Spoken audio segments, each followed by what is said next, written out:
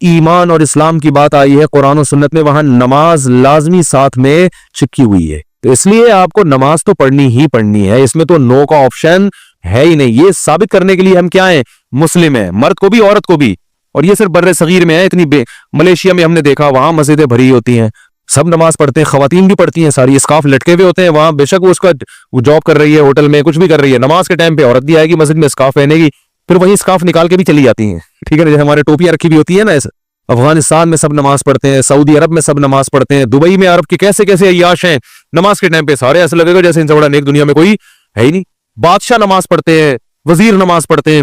ہمارے ہاں ایک بہت بڑی لعنت ہے کہ ہوگا مسلمان اور اپنے آپ کو مسلمان بھی کہتا ہے، نماز کے وقت میں غائب.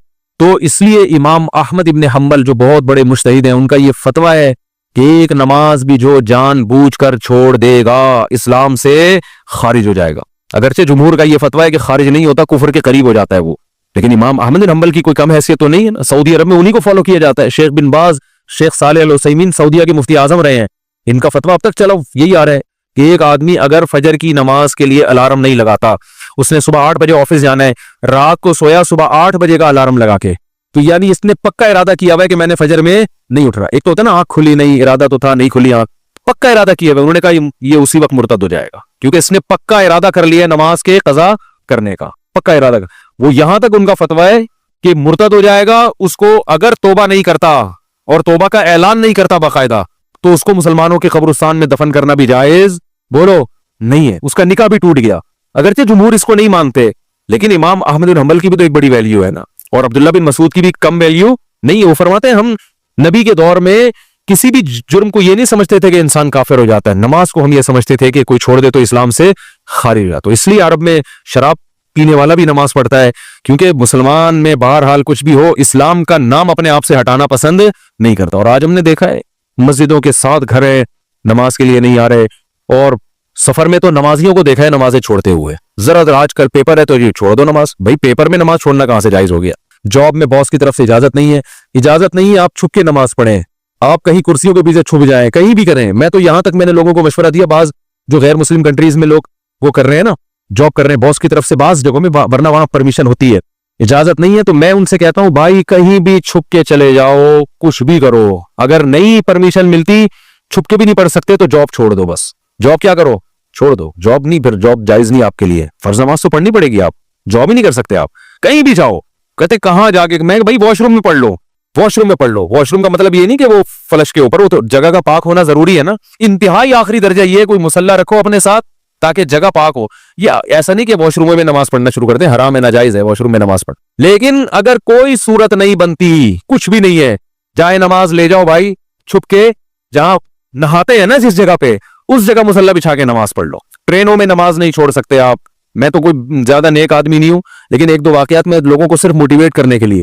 ایک دفعہ ہم بھاولپور سے چڑھے ٹرین میں، جب میں ٹرین میں چڑھا ہوں بھاولپور سے، تو فجر کی نماز کا ٹائم ہو رہا تھا، اور رش اتنا تھا، حاجیوں کی اس وقت فلائٹیں بہت جا رہی تھی، کراچی سے ہی جاتی تھی، ملتان میں کوئی ایئرپورٹ نہیں بنا تھا اس وقت. تو اتنا رش تھا کہ جیسے ہی ہم ٹرین میں چڑھے ہیں تو اب پتہ چل گیا کہ بس ایسے بالکل سیدھے، جگہ ہی نہیں، رش اتنا زیادہ. اور فجر کی نماز وضو میں نے پہلے کر لیا تھا احتیاطاً، تو اب وہاں میں نے کہا بھائی نماز پڑھنی ہے. لوگوں نے کہا یہاں جگہ نظر آ رہی ہے، صوفی صاحب لوگ پھر تانے دینا شروع ہے، صوفی نظر نہیں آ رہا ہے یہاں کو نماز پڑھے گا، پاگل ہو رہا ہے. اچھا سفر میں لوگوں نے کہا سفر میں معاف ہے، بعد میں توبہ کر لینا، قضا پڑھ لینا. یہ بڑے اچھے الفاظ ہوتے ہیں لوگوں کے نا، یعنی ان کی نظر میں کہ توبہ کر لینا. او بھائی توبہ تو کہاں سے؟ اگر ایسا ہی ہوتا تو اللہ کہتے نماز پڑھ لو، نہیں پڑھتے تو توبہ کر لینا. پڑھنی ہے، قضا نہیں کرنی ہے. ان الصلاۃ کانت علی المؤمنین کتابا موقوتا. اگر نماز چھوڑنے کی میرے بھائی کہیں گنجائش ہوتی تو میدان جنگ میں لڑتے ہوئے جب گولوں کی گھن گرج اور تلواروں کی چمک ہو، اس میں اللہ اجازت دے دے گا قضا کر لو. وہاں اجازت نہیں دی ہے. اللہ نے فرمایا نہیں کوئی صورت بنتی، سواری پہ بیٹھو، گھوڑے کا جہاں رخ ہے اسی طرف رخ کر کے نماز پڑھو. وہاں اجازت نہیں دی. اور آگے اللہ نے اس کی وجہ بیان کی ہے کہ میں اس لیے کہہ رہا ہوں یہاں پڑھنی ہے کہ نماز صرف پڑھنے کا حکم نہیں ہے. ان الصلاۃ کانت علی المؤمنین کتابا موقوتا. نماز مومنین پر مقررہ اوقات میں فرض ہے. یہ اس لیے جواب دیا کہ آپ کہہ سکتے تھے اللہ جب جنگ ختم ہو جائے گی پھر پڑھ لیں گے نا آرام سے خوشو و خضوع کے ساتھ. ابھی جنگ ہو رہی ہے، اللہ بھی کیا ضرور، جب جنگ ختم ہو جائے قضا پڑھ لیں گے، بعد میں ٹائم گزر جائے گا، پھر بہت ڈبل سجدہ کریں گے، ہم بہت لمبے لمبے قیام کریں گے. اللہ فرماتے ہیں نماز مقررہ اوقات میں فرض ہے، وہ ٹائم گزر جائے گا اگر جنگ ختم ہونے کا انتظار کرو گے. بہت مشکل ہے بھائی, نہیں آ رہی سمجھ میں تو جیسے زندگی کو فرشتے بہت اچھی طرح سے اردو میں بھی سمجھا دیں گے قبر میں. وہ کہتے ہیں نا میں نہیں بتاؤں گا, تو لوگوں نے کہا اب تو آپ کو سب بتانا پڑے گا.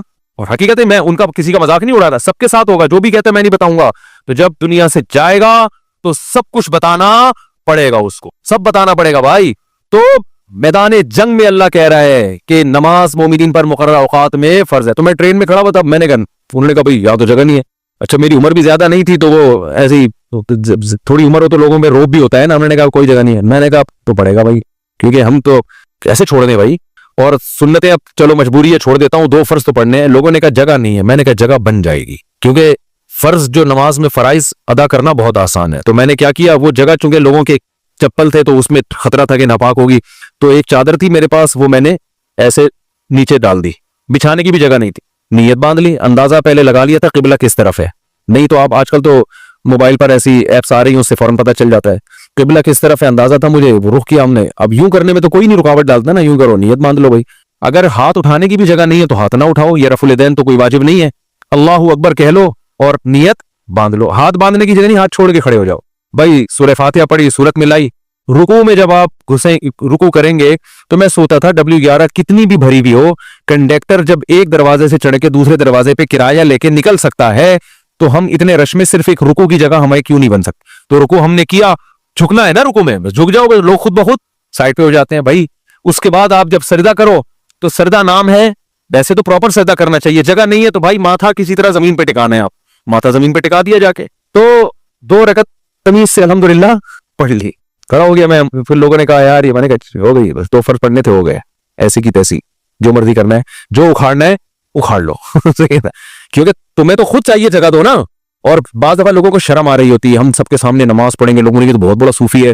تو یاد رکھو شرم ان کمبختوں کو آنی چاہیے جو نہیں پڑھ رہے, ان کمبختوں کو آنی چاہیے بھائی. تم بھی تو ایمان کے دعوے دار ہو, اگر تم یہ کہتے ہو کہ ہم اسلام کو نہیں مانتے تو پھر پورا اسلام سے رشتہ ختم کرو. پھر آپ وصیت میں لکھو کہ مجھے عیسائیوں کے قبرستان میں دفن کرنا ہے, مجھے ہندوؤں کے میری چتا کو آگ لگائی جائے, ٹھیک ہے نا.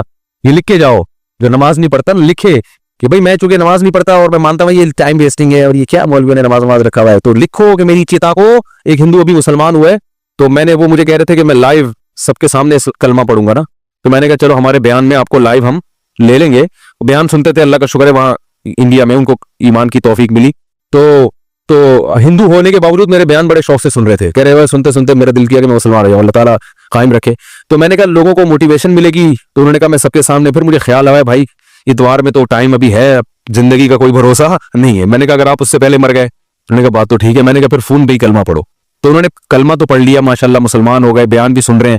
لیکن انہوں نے کہا میرے لیے سب سے بڑی آزمائش یہ ہے کہ ہندوؤں میں جب ماں کا انتقال ہوتا ہے تو بڑا بھائی ہے جو چتا کو سب سے پہلے آگ لگاتا ہے. میں سب سے بڑا ہوں اور میری ماں کی طبیعت بہت خراب ہے, بظاہر ایسا ہی لگتا ہے کہ وہ دنیا سے جانے والی.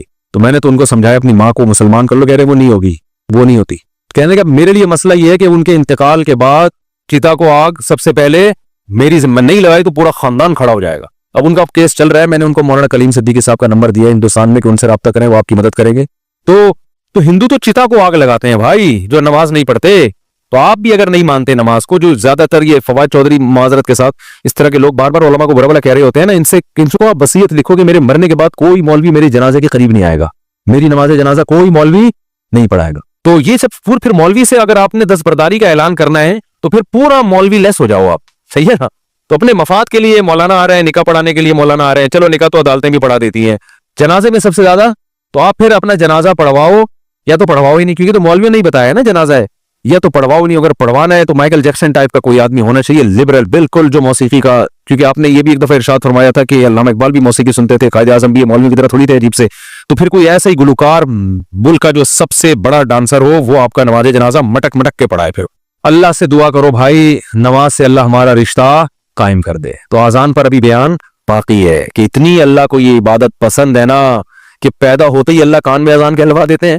اس کے بعد جو ندائیں صبح فجر میں آواز گونجتی, اللہ اکبر حی علی الصلاۃ الصلاۃ خیر من النوم, پھر اللہ کہتے ہیں ظہر میں دوبارہ یاد دلاؤ, مؤذن کو کہتے ہیں جا بھائی اسپیکر پہ بٹن آن کر, بولتا رہے بس تو. لوگ کہیں گے کہ یار جب نماز کا ٹائم ظہر کا 1:05 ہے تو بتانے کی ضرورت کیا ہے. اللہ کہتے ہیں ان کی باتوں میں مت آنا, 1:05 تو 1:45 پہ بتا دینا ان کو کہ 15 منٹ رہ گئے, 20 منٹ رہ گئے.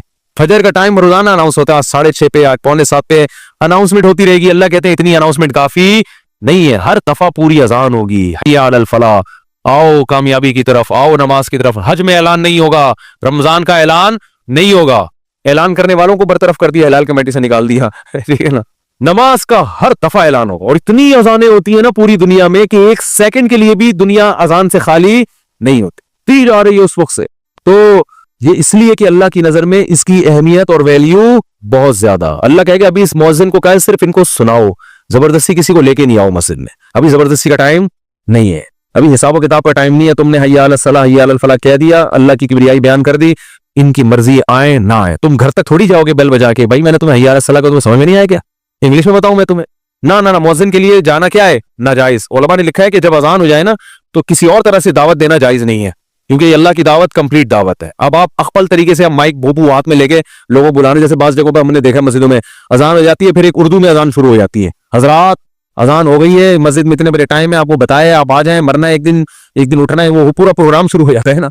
चलो जिंदगी में कभी एक आध दफा हो जाए तो एक अलग बात है, लेकिन मुस्तकिल बुनियादों पर भी बात मस्जिदों में हो रहा है, हमारे छोड़ो रहने दो। तो इसलिए उलमा ने कहा अल्लाह ने प्रॉपर रखी इसलिए कि दोबारा किसी और दावत की जरूरत ना हो। तो अब अल्लाह कहते हैं अब आना या नहीं आना, नहीं आ, ये हिसाब मैं आखिरत में लूंगा कि तू इतना ढीठ 1400 साल से फजाओं में हर नमाज के टाइम पे ये निदा गूंजती है, ना सर्दियों में इसमें नागा होता है, ना गर्मियों में नागा होता है, ना रातें लंबी हो तो नागा, ना रातें छोटी हो, हत्ता के सफर में भी अजान का हुक्म है, अजान का हो, फिर जंगल में अकेले नमाज पढ़ो अजान का हो, ये ऐसी अल्लाह को निदा पसंद है, भाई याद दहानी लाजमी कराओ। तो इसलिए भाई ये बार बार दावत, अजान की अहमियत नहीं पता चलती, इससे नमाज की अहमियत पता चलती है। तो अज़म करो जिंदगी में कुछ भी हो जाए नमाज कज़ा नहीं करनी। जो जमात की नमाज के आदी नहीं है वो कम से कम इतना कर ले कि पहला स्टेप ये है कि कज़ा नहीं होने देना किसी सूरत में, फिर अगला स्टेप क्या है, जमात नहीं छोड़नी किसी सूरत में। वो जमात असल तो नमाज है ही जमात, और अगर कभी छूट जाए ना तो तौबा करनी है और उसको कज़ा करके अगली पढ़नी है, पहले उसकी कज़ा पढ़नी है फिर अगली, और कुछ जुर्माना भी रखें अपने ऊपर।